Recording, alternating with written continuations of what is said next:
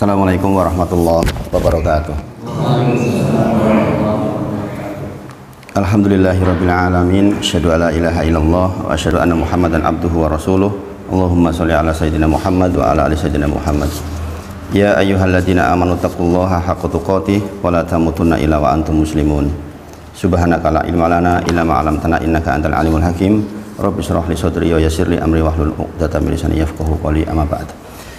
Bapak Sedaya, alhamdulillah kita bersyukur kepada Allah atas seluruh nikmat yang Allah titipkan kepada kita. Kita bermohon kepada Allah agar nikmat ini benar-benar kita bisa gunakan untuk semakin bertakwa kepada Allah, semakin taat kepada Allah Subhanahu wa taala.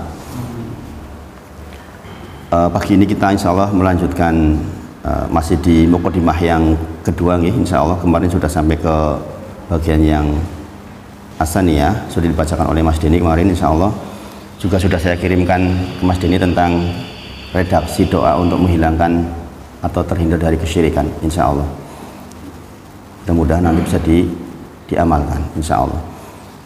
Jadi setiap kita mendapatkan ilmu, usaha pertama agar ilmu menjadi amal adalah berdoa kepada Allah, meminta kepada Allah agar benar-benar dikabulkan oleh Allah terkait dengan ilmu yang sudah kita miliki agar bisa diamalkan. Maka yang pendek-pendek seperti itu dihafalkan, kemudian diamalkan.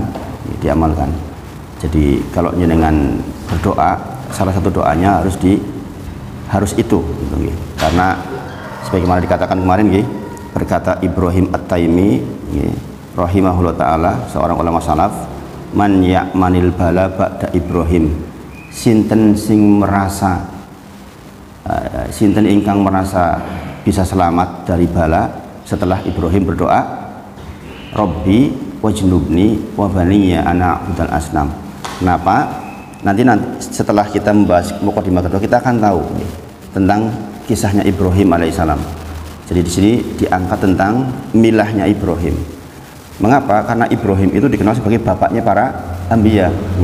Sebagaimana sudah kita bahas sebelumnya, beliau mempunyai anak, Ishak dan Ismail.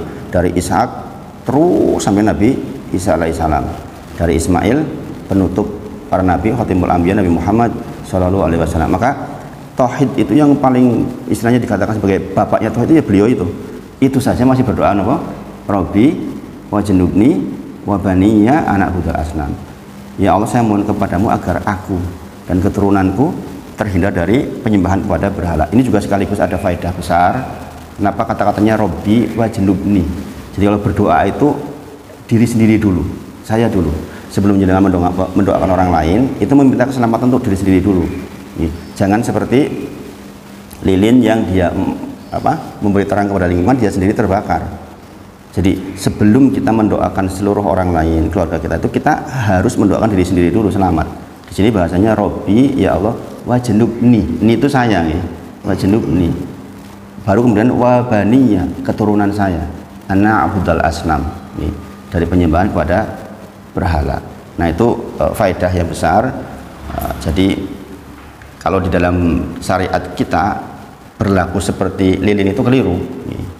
Kita memberikan penerangan kepada orang lain tapi kita sendiri terbakar, itu keliru.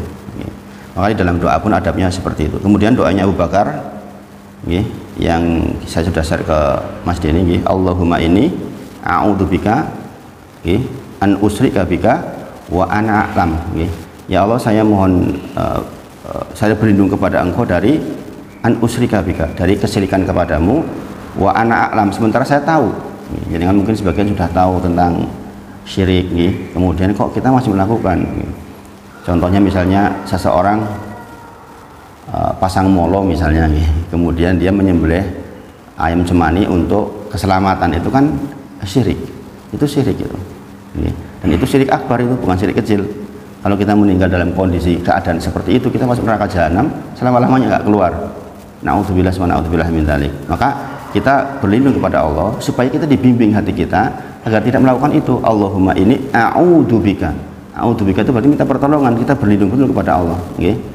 An usyrika bika, dari kesyirikan. Sebagaimana kita singgung kemarin, syirik itu satu-satunya dosa yang jika dilakukan semua yang lain terhapus. Sebagaimana saya gambarkan, ada orang rajin sholat, rajin puasa, rajin zakat, rajin sedekah, berbuat baik kepada orang tua, berbuat baik kepada tetangga, tetapi dia menyembelih untuk selain Allah, dibandingkan dengan orang yang tidak pernah sholat, tidak pernah zakat, mabuk-mabukan, dia juga menyembelih untuk selain Allah. Sama nggak nasibnya ini orang? Nasibnya sama nggak? Sama nasibnya di neraka jahanam. Itulah bahayanya syirik. La in asrokta layah batana amaluka wala takunana minal khosirin. Jikalau engkau berbuat syirik, ini para nabi yang disebut, kemudian maka akan hilang seluruh amalmu, wala takunana minal, sungguh engkau akan menjadi orang-orang yang merugi. Semua amal akan dijadikan oleh Allah habaan mansur, debu-debu yang berterbangan, gak ada artinya apa-apa. Maka sekali lagi dua ini diamalkan terus. Ini doa yang sangat pokok. Maka sekali lagi berkata Ibrahim At-Taimi rahimahullah taala, menika man ya'manil bala ba'da Ibrahim, sinten sing merasa selamat, merasa tidak dapat bala, tidak dapat kecelakaan setelah Ibrahim. Maksudnya itu. Maksudnya Ibrahim wae sing sugih banget tauhid, masih berdoa tentang tauhid, apalagi kita maksudnya. Sebagaimana saya gambarkan, ono wong sugih, cara wong Cina sampe niku banduara niku sugih banget, istilah 30 keturunan rantek duitnya. Kok isi berdoa, ya Allah, saya mohon kepadamu, saya dan keturunan saya jangan diberi kemiskinan. Saya berlindung kepadamu dari kemiskinan. Padahal ini yang pun sugih pol-polan. Nek yang berdoa seperti itu orang kaya saya misalnya, yang nggak kaya raya, itu patut. Nah perbandingannya, kalau orang kaya raya saja masih berdoa terhindar dari kemiskinan, apalagi saya yang nggak kaya raya. Paham maksudnya kiasnya. Nah seperti itu. Maka dua doa itu diamalkan Bapak Ibu Sedaya. Karena apa? Di hampir seluruh wilayah dunia ini yang namanya wasilah kepada syirikan itu banyak sekali. Apalagi kalau kita dirundung masalah, itu kan hati kita lemah, mudah terbawa itu. Udah mbok rono wae ke orang tidak pintar, ya kan? Sering nggak dekat seperti itu. Barang kita hilang, anak kita kecelakaan, kadang-kadang sarannya sampai kepada kita yaitu wis rono wae kok rampung insya Allah masalahnya itu. Padahal nanti ketika jenengan sudah belajar anwaul ibadah akan tahu nggak perlu seperti itu, nggak perlu. Allah berfirman dalam surah Al-Baqarah, wa idza sa'alaka ibadi anni fa inni qarib ujibu da'watad da'i idza da'an. Jikalau mereka bertanya kepadamu tentangku wahai Muhammad. Jadi Allah menyuruh kepada Nabi Muhammad SAW, kalau orang-orang bertanya kepadamu tentangku, jawablah fa inni qarib, saya itu dekat, ujibu da'watad da'i idza da'an, saya mengabulkan doa-doa bagi orang yang berdoa langsung, ya Allah, ya Allah, ya Rabbi. Maka kita harus hafal nama-nama Allah, ya Fattah, kita minta rezeki, ya Razaqudul Quwatil Matin Urzuqni, itu surah Az-Zariyat. Kemudian misalnya kita ada ya tadi masalah misalnya ya Fattah, kemudian kita ingin sehat dan macam-macam, ya Hayyu ya Qawiyyu, ya Hayyu ya Qayyum gitu. Di antara doa yang Allah janjikan tidak mungkin ditolak itu doa yang diawali dengan ya Hayyu ya Qayyum. Itu nama Allah yang paling, salah satu nama Allah yang paling agung, sebagaimana jenengan temukan di ayat kursi. Maka jenengan berdoa ya Hayyu ya Qayyum, Gusti Allah kula nyuwun panjenengan ini dan itu. Dan itu menakjubkan Bapak Ibu sedaya kalau jenengan praktekkan. Itu doa yang pasti dikabulkan. Meskipun pengabulan sekali lagi tetap 3 langsung, ditunda atau di akhirat. Nah, sudah hafal belum kira-kira doanya? Sudah hafal belum? Tadi udah di share Mas ini, sudah. Allahumma inni a'udzubika an usrika bika wa ana a'lam wa astaghfiruka lima la a'lam. Coba bareng-bareng ya.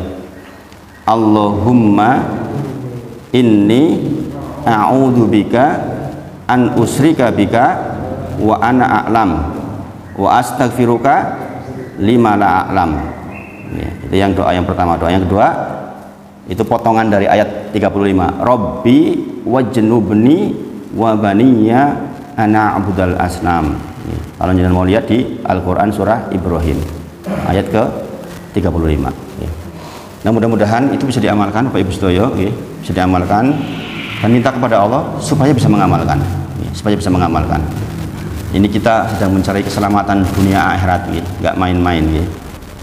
Kemudian sekali lagi di dalam Muqaddimah kedua dikatakan annallaha la yarda, Allah tidak ridho an yusyraka ma'ahu ahadun, disekutukan dengan apapun di dalam fi ibadatih, di dalam peribadahan.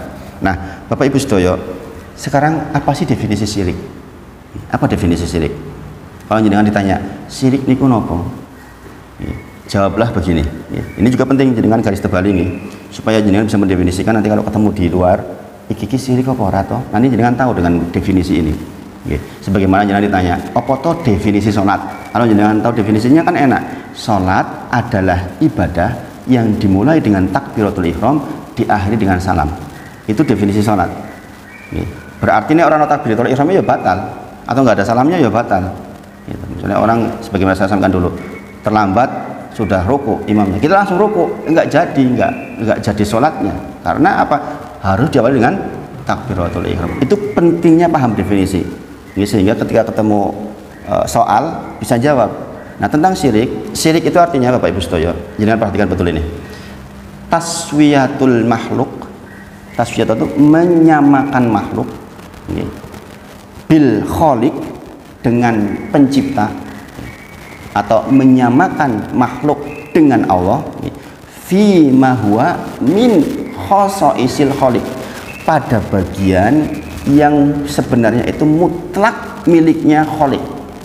Sekali lagi biar mudah, menyamakan makhluk dengan Allah pada bagian yang menjadi hak khususnya Allah. Sekali pahami, Allah itu punya hak khusus yang tidak dimiliki makhluk. Kalau kemudian kita menyamakan makhluk dengan Allah di bagian itu, maka kita melakukan kesyirikan. Contoh Allah maha melihat, makhluk itu hanya melihat. Paham ya? Berarti tidak ada makhluknya Allah yang maha melihat. Contoh, ada orang galau hidupnya. Kenapa galau? Saya itu kok pergi kemana-mana merasa diawasi oleh si fulan, di mana-mana, kalau orangnya di Cirebon atau orangnya di Jakarta, tapi saya merasa selalu dilihat. Itu syirik di bagian asma wa sifat. Syirik kepada Allah di bagian asma wa sifat. Kita harus yakin nggak mungkin orang mengawasi kita terus, nggak mungkin, karena yang maha melihat hanya Allah.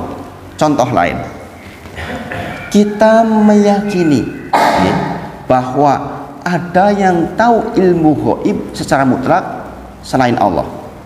Contoh, barang saya hilang, saya datang ke orang tidak pintar tadi itu, karena kita meyakini bahwa yang bersangkutan tahu hal gaib sehingga bisa menunjukkan tempatnya.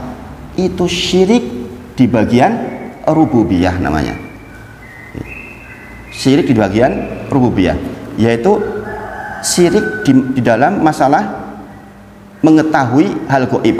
Karena mengetahui hal gaib secara mutlak hanya Allah saja, nggak ada makhluknya Allah siapapun dia, termasuk Nabi Muhammad SAW, yang mengetahui hal gaib kecuali Allah beritahukan. Contoh, ketika anting-antingnya Aisyah radhiyallahu anha hilang, bagaimana yang dilakukan? Rasulullah nyuruh pasukannya untuk nyari. Coba kalau Rasulullah mengerti ilmu gaib, sebelah sana, paham maksudnya gitu? Kalau Rasulullah saja nggak tahu ilmu gaib, apalagi selain Rasulullah, langsung ditutup pemikiran kita, kan nggak mungkin berbuat syirik kita. Sehingga ketika kita kehilangan barang, ya mintanya sama Allah, ya Allah tunjukin. Ada pertanyaan nih tentang kok ketemunya kalau pas sholat. Sholat kok kelingan, itu kalau itu perbuatan setan itu. Kadang-kadang ya itu ya. Dan ini pertanyaan ini berulang ini. Ustadz, kok saya kalau cari kehilangan sesuatu kok ketemunya pas Allahu Akbar, oh kuncinya mau nengkono. Nah, sekali lagi, yang tahu hal gaib secara mutlak hanya Allah saja. Ingat, dukun itu 99% keliru, satu betul. Satu itu ujian buat kita. Karena mereka bekerja sama dengan jin. Jin itu setelah turunnya Nabi Muhammad, lahirnya Nabi Muhammad SAW, hanya bisa mengambil, mencuri informasi langit itu 1 dari 100. Dulu sebelum Rasulullah lahir, mereka bisa mencuri penuh, sehingga dulu itu dukun sakti banget. Maka di antara di antara keutamaan lahirnya Nabi Muhammad Shallallahu Alaihi Wasallam, begitu beliau lahir langsung panah-panah langit itu memanai mereka yang mencuri informasi langit. Kalau dulu dukun ampuh betul, kalau sekarang nggak bisa. Maka setiap 100 ada satu yang betul. Nah, satu yang betul itu dibumbui seolah-olah menjadi benar seluruhnya. Nyatane kayak wingi bener itu, pernah dengar seperti itu? Oh ya, aku wingi rono ki langsung ketemu itu. Bisa jadi karena dia mengambil satu informasi yang benar, tapi yang 99 adalah dusta. Gitu. Itu ujian, yang satu itu ujian buat kita. Karena nyatane bener ya, nek ora takon kae wingi ya ora ketemu tenan. Itu kita berarti sedang melakukan syirik akbar karena mengakui menyamakan makhluk dengan Allah di bagian yang khusus miliknya Allah. Sekali lagi definisi syirik apa? Taswiyatul makhluk.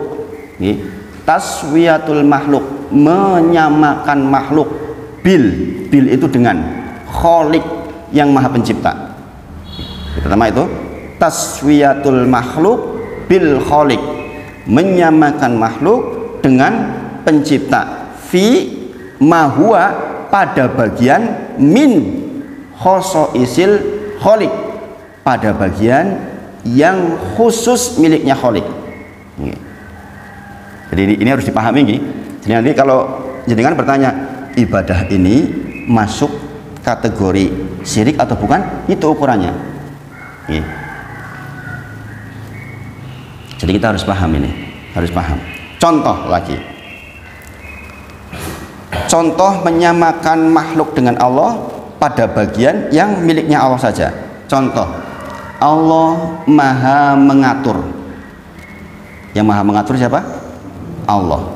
Kalau kita mengakui ada yang mengatur selain Allah, kita syirik kepada Allah di bagian rububiyah namanya. Rububiyah itu artinya, kalau saya mengatakan rububiyah itu artinya gini Pak, Bapak Ibu, jangan ingat-ingat, jangan bisa tulis. Ketika saya mengatakan rububiyah, artinya 5 hal. Berarti saya sedang mengatakan Allah Maha Pencipta. 1. Allah Maha Pemberi rizki. 2. Yang ketiga, Allah Maha Memiliki. Yang memiliki kita Allah, yang memiliki langit dan bumi Allah. Kemudian Allah Maha Mengurus, mengurus seluruh makhluknya.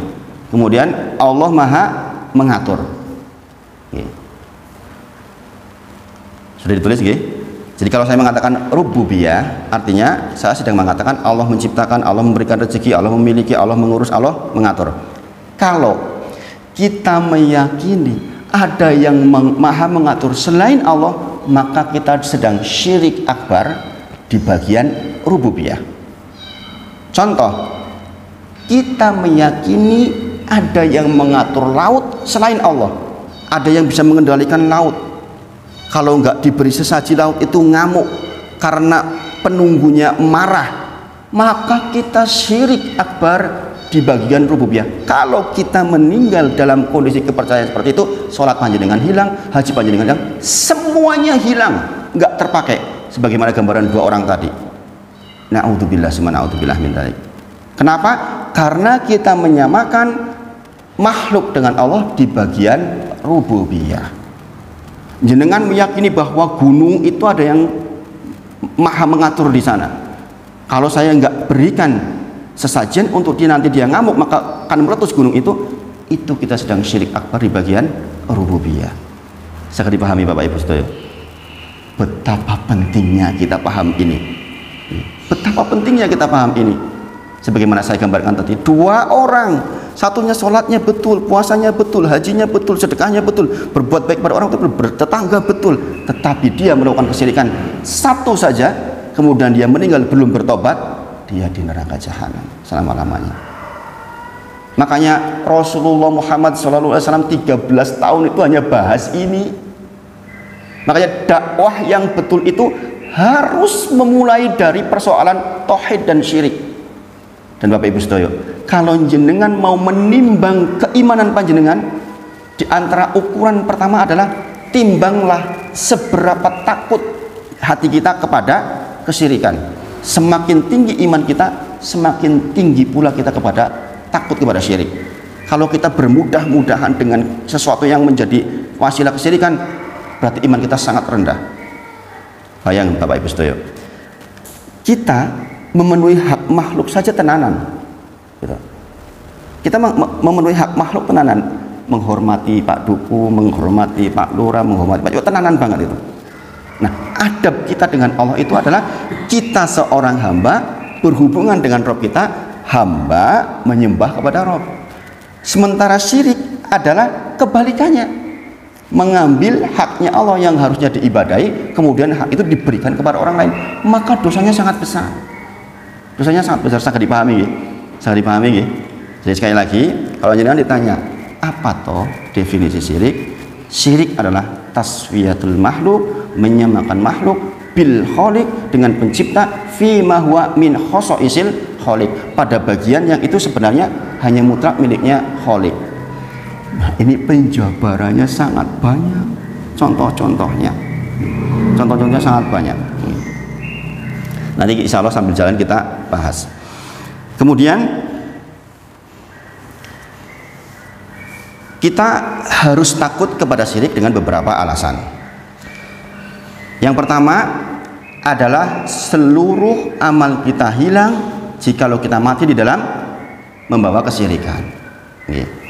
Dalilnya adalah la in asyrokta la yahbatuna amaluka wa la takunanna minal khasirin. Jikalau engkau berbuat syirik, maka seluruh amalmu hilang, kemudian akan dijadikan habaan mansuro, debu-debu berterbangan, engkau kembali dengan kerugian.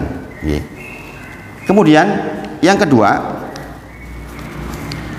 syirik itu dosa yang tidak bisa diampuni. Dalilnya adalah surah An-Nisa ayat ke-48. Innallaha, sesungguhnya Allah, la yaghfiru, tidak mengampuni, ayyusrokabih, dosa karena kesyirikan, wa yaghfiru, dan Allah mengampuni, ma duna dzalik lima yasa, dosa apapun selain syirik di bawah kehendaknya Allah. Maka satu-satunya dosa yang tidak mungkin diampuni oleh Allah adalah kesyirikan. Kapan ini terjadi? Jikalau orang berbuat syirik meninggal belum bertobat, maksudnya Bapak Ibu Sedoyo. Saya sudah pernah syirik 1000 kali, ning wis tobat, kemudian meninggal, diampuni.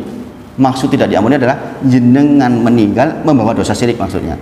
Lagi menyembelih ayam cemali untuk disajikan kepada sesuatu, kemudian kita dalam kondisi seperti itu kita meninggal, belum sempat bertobat, maka itulah yang namanya syirik akbar. Dan bahayanya luar biasa. Kemudian orang yang melakukan kesyirikan diharamkan bagi dia sorga. Diharamkan bagi dia sorga. Makanya 3 hal ini harus jenengan perhatikan betul supaya kita benar-benar punya rasa takut kepada syirik, karena timbangan keimanan kita diukur dari seberapa takut kita kepada kesyirikan. Nah, ini kitab yang tidak membahas syirik secara detail. Ada kitab tersendiri yang membahas tentang detail syirik, ada 67 bab. Namanya kitab Tauhid. Kitab yang sebagian orang takut mempelajarinya. Karena apa? Karena itu di situ diterangkan detail sekali. Sampai pun persoalan masalah tamimah, masalah jimat, masalah kita mengalungkan tali di sini. Waktu kita masih bayi dulu, sudah dijelaskan dikalungkan bayi, benopo, benora panas. Itu termasuk dibahas itu di dalam kitab itu. Itu masuk syirik atau bukan? Itu bisa masuk syirik kan, karena dalilnya sahih. Bayangkan Bapak Ibu Sedoyo, banyak sekali hal yang kita belum paham. Kebayang nggak kalau kita nggak belajar? Kita nggak tahu, kan mengerikan. Maka sementara kita belum tahu seluruhnya, doa tadi, wa astaghfiruka lima la a'lam, dan saya beristighfar kepada Engkau ya Allah, ampuni kepada Engkau ya atas apa yang saya nggak tahu. Itu aman banget itu doanya itu, karena bisa jadi dengan meninggal sementara belum tahu seluruhnya, maka kita berdoa seperti itu. Mudah-mudahan dengan doa itu pokoknya kita diampuni oleh Allah Subhanahu wa taala. Ini suruh jam berapa? Sisa waktunya mau digunakan untuk tanya jawab atau tetap materi? Kalau ada pertanyaan boleh sebelum saya lanjutkan. Kalau nggak ada pertanyaan saya lanjutkan. Dilanjutkan. Atau ada pertanyaan?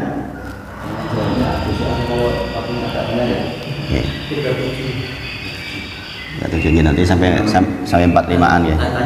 Iya, monggo. Kemarin itu baru kemarin itu. Iya. Anak adik saya itu kan sudah bisa jalan. Iya. Terus katanya itu kata ibu saya apa itu dibuatkan apa ya kayak selamatan orang rokok pakai ayam jago. Potong terus katanya kakinya buat apa terkenal apa itu. Nah itu saya juga nggak paham kan. Saya cuma disuruh potong nggak saya potong. Saya tetap Bismillah gitu. Dan saya kata Allah. Nah itu bagaimana? Itu pertama. Yang kedua itu dulu saya pernah disuruh antar itu ke tempat ya orang pintar itu ya, tapi saya orang tidak pintar. Iya. Tapi saya tidak sama sekali saya tidak meyakini orang itu ya. Oh, saya tidak meyakini karena tidak klik dengan orang itu. Tapi karena saya disuruh mengantar ke sana, bahkan saya disuruh masuk rumahnya saya nggak mau. Tapi karena dikasih ya saya ingin saya masuk gitu. Tapi saya lihat foto-fotonya itu ya, dia haji sih. Cuman itu dia menggunakan kertas gitu. Wajah gitu. Nah, itu maksudnya yang saya tanyakan tuh keterlibatan saya di situ itu seberapa parahnya gitu mas. Iya. Baik, jazakallahu khair pertanyaan yang sangat bagus. Yang pertama, nanti kita akan sampai ini prolognya saja. Nanti kita akan sampai, jadi nanti akan paham ketika sudah belajar yang berikutnya tentang persoalan masalah adab menyembelih. Memang harus hati-hati. Sepanjang sembelihan jenengan tidak meyakini untuk sesajian kepada selain Allah, itu insya Allah tidak masalah. Contoh, jenengan habis bepergian atau habis mendapatkan nikmat, jenengan bersyukur kemudian menyembelih. Itu menyembelih karena kita bersyukur kepada Allah, nggak masalah. Tapi kalau kita menyembelih kemudian tidak bisa ditakar bahwa itu bisa untuk kesembuhan, itu bisa masuk kesyirikan. Apa hubungannya antara menyembelih dengan anak berjalan misalnya? Tapi sekali lagi ya harus hati-hati, kita menghukumi harus hati-hati. Intinya kalau menyembelih sepanjang tidak ditujukan untuk keselamatan dengan permintaan kepada selain Allah, itu tidak masalah. Yang masalah adalah ketika kita menyembelih dengan keyakinan bahwa mungkin kaki saya diganggu oleh makhluk gaib, kemudian saya sesajikan untuk itu sehingga makhluk gaib pergi. Harusnya dengan apa? Harusnya dengan ruqyah. Cukup dengan Qul Hu Falaq Nas, kemudian diusapkan setiap malam. Dengan lakukan itu insya Allah juga jauh lebih hebat dibandingkan yang semisal itu. Kalau persoalannya terkait dengan yang gaib itu, makanya diantara yang harus kita lakukan Bapak Ibu Sedoyo, menjelang tidur dengan ucapkan Qul Hu Falaq Nas, disebulkan kayak gini, kemudian diusapkan. Ini yang saya biasa lakukan untuk anak-anak juga di rumah. Kalau anak udah mulai tidur, saya baca Qul Hu Falaq Nas 3 kali, kemudian disebul. Itu cara ruqyah untuk anak kita. Kemudian diusapkan sampai ke seujung kaki. Kita tidak tahu ketika tidur mau terjadi apa kan. Apalagi di tempat saya itu namanya ular itu sering kali masuk nih. Di belakang saya banyak pohon jati. Ular itu sering tiba-tiba di atas, di plafon-plafon gitu. Makanya saya sering sekali kalau mau tidur ya saya usap nih. Karena itu panduan dari Rasulullah. Jadi itu mas, jadi persoalan penyembelihan ini harus hati-hati banget. Karena diantara syirik akbar itu berangkat dari penyembelihan. Syirik, bukan syirik kecil, itu syirik akbar. Ketika kita menyembelih dengan tujuan untuk meminta kepada selain Allah, itu yang namanya syirik akbar. Kemudian tentang keterlibatannya dengan tadi ke tempat orang yang tidak pinter, kita biasakan mengatakan orang tidak pinter gitu. Jangan orang pinter. Itu saya sangat meyakini jangan belum paham waktu itu. Kalau belum paham memang tidak dihukumi ilmu. Nek ana ora sinau wae ben ora paham terus itu. Dulu dibahas jadi ad-dallin. Kalau kita nggak paham terus ya ad-dallin, orang tersesat. Naudzubillah. Tersesat terus ya dia bisa neraka jahanam juga. Nah, insya Allah nggak masalah mas itu. Tapi ya jenengan kalau ini biar aman ya beristighfar. Jadi sekali lagi keterlibatan jenengan di situ bukan karena jenengan yakin toh. Karena persoalan itu ibadah fisik beserta dengan batin. Ad-dhahira wa batin. Hati kita hadir bahwa saya meyakini kok orang itu memang mampu. Nah nanti kita akan bahas tentang itu. Yang berikutnya jangan dilakukan. Kan udah tahu. Kalau jenengan sudah tahu ilmunya kok jenengan lakukan itu, jenengan sedang melakukan syirik akbar karena meyakini ada yang tahu hal gaib selain Allah. Beristighfar. Baik, saya lanjutkan sedikit. Saya lanjutkan. biar nanti terang dengan beberapa pertanyaan ini saya sudah nangkep maksudnya jenengan. Bapak Ibu Sedoyo, berarti Bapak Ibu Sedoyo, kita tahu lawannya syirik berarti tauhid, yaitu mengibadahi Allah total. Bukankah itu tujuan kita hidup? Gini Bang, wa ma khalaqtul jinna wal insa illa liya'budun. Jumatan kemarin saya singgung sedikit. Tidaklah kita diciptakan oleh Allah kecuali hanya untuk beribadah kepada Allah saja. Maksudnya beribadah di situ adalah mentauhidkan Allah. Jika kalau jenengan baca tafsir, wa ma khalaqtul jinna wal insa illa liya'budun, tidaklah diciptakan jin dan manusia kecuali untuk beribadah kepada Allah. Maksudnya liwahiduni, yaitu mentauhidkan Allah, menjadikan Allah itu esa di dalam semuanya. Di dalam maha melihat, esa hanya Allah sendiri yang maha melihat. Di dalam masalah mengatur, esa hanya Allah yang maha mengatur, gak ada yang mengatur selain Allah. Di dalam masalah memberi rizki, esa Allah yang kasih rezeki, gak ada yang bisa memberi rezeki selain Allah. Jangan orang datang ke tempat keramat, ya wali fulan saya minta kepadamu supaya rezeki saya banyak. Itu syirik akbar, karena meyakini ada yang memberi rezeki selain Allah Subhanahu wa taala. 5 hal tadi rububiyah, diantaranya memberi rezeki. Maka sekali lagi, maksud ibadah di situ adalah mentauhidkan Allah. Lantas ibadah definisinya apa? Nah, ini jenengan juga harus tulis. Ibadah adalah, bahasa Arabnya gini, ismun jami likuli ma yuhibullahu wa yardo minal aqwali wal af'ali ad-dhahira wa batinah. Bahasa Indonesianya gini, ibadah adalah sebuah nama untuk menyebut segala sesuatu yang Allah cinta dan Allah ridho, baik itu perkataan maupun perbuatan, lahir maupun batin. Sekali lagi saya ulang, ibadah menika satu nama untuk menyebut ismun jami, sebuah nama atau sebuah kata untuk menyebut segala sesuatu yang Allah cinta dan Allah ridho, baik perkataan maupun perbuatan, lahir maupun batin. Berarti Bapak Ibu Saudara, dari sini kita tahu nggih, syarat dikatakan ibadah itu apa? Segala sesuatu yang Allah cinta dan ridho. Salat ibadah bukan? Ibadah karena Allah tuh cinta dan ridho kepada salat. Menyembelih itu ibadah karena Allah cinta dan ridho kalau ada makhluknya menyembelih untuk bersyukur kepadanya. Punya segala sesuatu yang Allah cinta dan ridho, itulah ibadah, lahir maupun batin. Berarti ibadah itu ada ibadah lahir, ada ibadah batin.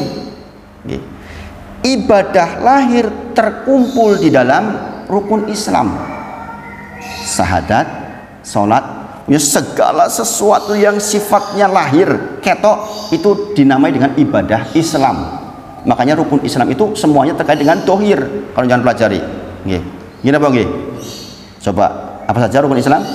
Syahadat, sholat, puasa, zakat, haji, dohir semua enggak ini? Dohir semua. Dengan sholat takbir, dengan haji berangkat, dengan puasa fisik terlibat. Gini apa nggih? Dengan bersyahadat asyhadu alla ilaha illallah.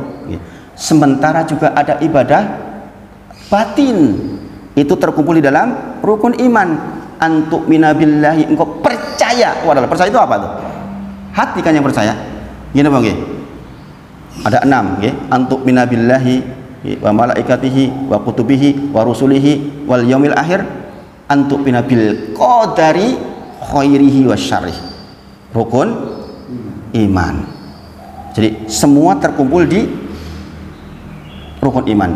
Kemudian ada ibadah ihsan. Ibadah ihsan adalah ibadah yang meliputi 2 hal, yaitu musyahadah sama muraqabah.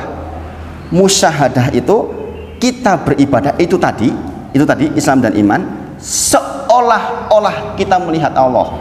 Kalau kita tidak bisa melihat Allah, ketahuilah Allah melihat kita, itu ihsan. Maka setiap orang yang ihsan pasti dia orang iman dan Islam. Tetapi seorang yang hanya beriman belum tentu dia ihsan. Maka derajat di dalam agama ini ada 3, yaitu Islam, iman, ihsan. Orang bisa Islam, sholat, tapi hatinya nggak hadir, berarti dia bukan orang yang beriman. Di dalam derajat agama, Islam, ihsan, iman dan ihsan. Secara garis besar seperti itu untuk mendefinisikan ibadah. Sekali lagi, segala sesuatu yang Allah cinta dan ridho. Sekarang pertanyaannya, bagaimana kita mengetahui suatu hal kok dikatakan Allah cinta dan ridho? 3 hal. 3 hal. Tadi definisi ibadah apa? Segala sesuatu yang Allah cinta dan ridho, baik perkataan maupun perbuatan, lahir maupun batin. Sekarang pertanyaannya, yang Allah cinta dan ridho itu apa cirinya? Cirinya ada 3. Yang pertama, hal itu, perkara itu diperintahkan oleh Allah. Contoh, wa aqimus sholah wa atuz zakah. Dirikanlah sholat, laksanakanlah, tunaikanlah zakat. Itu perintah. Ciri yang kedua, jikalau hal itu dipuji oleh Allah. Nanti kalau jenengan ketemu dalil di dalam Al-Quran, kok Allah memuji atas sesuatu, atau ada dalil dari sunnah, dari hadis, kok dipuji atas sesuatu, maka yang dipuji itu pasti ibadah. Kemudian yang ketiga cirinya, Allah janjikan pahala. Contoh, as-saumuli wa ana ajzi bihi. Puasa, karena puasa itu aku berikan pahala. Kalau puasa itu untukku dan aku sendiri akan berikan pahalanya.